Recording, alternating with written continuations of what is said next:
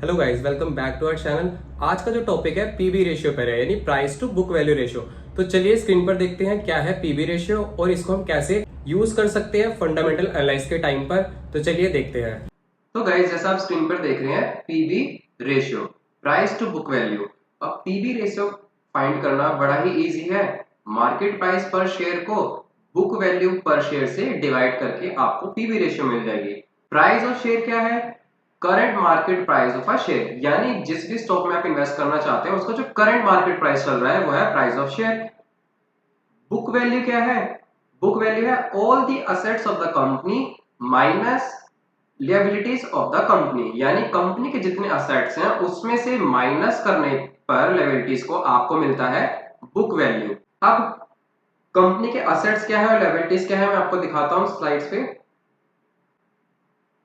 जैसे कि आप देख सकते हैं स्लाइड्स पे, assets of the company and liabilities of the company. Assets of the company क्या है?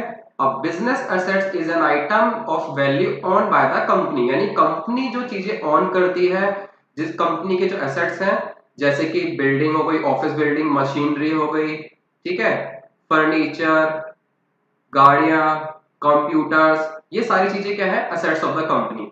लायबिलिटीज ऑफ द कंपनी क्या है? A liabilities is something a person और company owes usually a sum of money, यानी company को जिनको देना है पैसा, ठीक है, वो क्या है? कंपनी की क्या है? लायबिलिटीज, जहां पे कंपनी को पे करना है, जैसे account payable, wages, payroll, debts, bank loan, government taxes, ठीक है, डिविडेंड पेबल्स, और भी आप यहाँ देख सकते हैं रेंटल्स। कंपनी की क्या है? ये लायबिलिटी। चलिए इसे एक एग्जांपल से समझते हैं। जैसे आप स्क्रीन पर देख सकते हैं company A, total value of assets of the company, यानी कंपनी की जो टोटल एसेट्स वैल्यू हमने मान लिया 1000 है, 1000 रुपए। लायबिलिटीज ऑफ द कंपनी कितनी है? 500। अब टोटल बुक वैल्यू जो हमारी निकलेगी वो निकलेगी असेट्स माइनस लायबिलिटीज, यानी 1000 माइनस 500, जो कि हमें क्या मिलेगा? 500। ये हमारी कंपनी की जो है टोटल बुक वैल्यू है। अब लेट अस अज्यूम कर लेते हैं हम number of share of the company. Company के शेयर्स कितने हैं? 100। अब बुक वैल्यू पर शेयर कैसे निकलेगी? जो टोटल हमने यहां निकाली थी बुक वैल्यू, उसको जब नंबर ऑफ शेयर से डिवाइड करेंगे तो हमें मिलेगी बुक वैल्यू पर शेयर। ठीक है, क्लियर है ना अब यहां तक आपको? अब now let's assume current market price of the share, यानी अब हम मान लेते हैं कि मार्केट में जो कंपनी का शेयर है वो चल रहा है 50 रुपीज, ठीक है। अब उसको जब हम बुक वैल्यू पर शेयर से जो हमने अभी निकाली थी 5, उससे जब हम डिवाइड करेंगे तो हमें PB ratio of the company मिलेगी, जो कि है 10, यानी हम उस कंपनी के शेयर खरीदने के लिए 10 times of the total asset value पे कर रहे हैं। तो बुक वैल्यू को हम ऐसे भी समझ सकते हैं कि कंपनी अगर कल को बंद हो गई तो आपको कितना पैसा मिलेगा, यानी कल को कंपनी अगर बंद हो गई तो आपको मिलेंगे, बुक वैल्यू पर शेयर कितना निकाला था हमने? 5 रुपीज, तो ये आपको मिलेगा। तो अब आपको प्रैक्टिकली समझ में आ गया होगा कैसे फाइंड करते हैं, ठीक है। तो क्वेश्चन अब ये उठता है कि इसे अप्लाई कहां करें। तो आप इसे किसी भी कंपनी के एनालिस्ट में अप्लाई नहीं कर सकते, क्योंकि कई ऐसी कंपनी है, जैसे आईटी सेक्टर की कंपनी, उनके पास ज्यादा असेट होते नहीं है।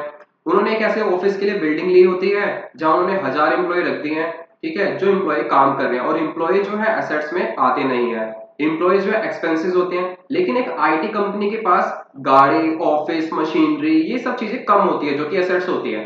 तो मेनली काम उनका जो है एक ऑफिस में हो रहा है, जो कि ऑफिस रेंट का भी हो सकता है, रेंट पर भी हो सकता है, और कंप्यूटर्स है।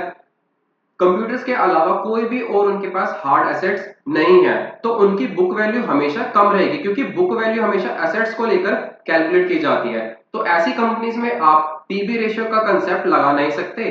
तो आपको ध्यान रखना है कि कंपनी का बिजनेस मॉडल क्या है, कंपनी अपना प्रॉफिट ड्राइव कहां से कर रही है, एसेट से कर रही है, एम्प्लॉय से कर रही है, कहां से ड्राइव कर रही है, आपको बिजनेस मॉडल देखना है उसका।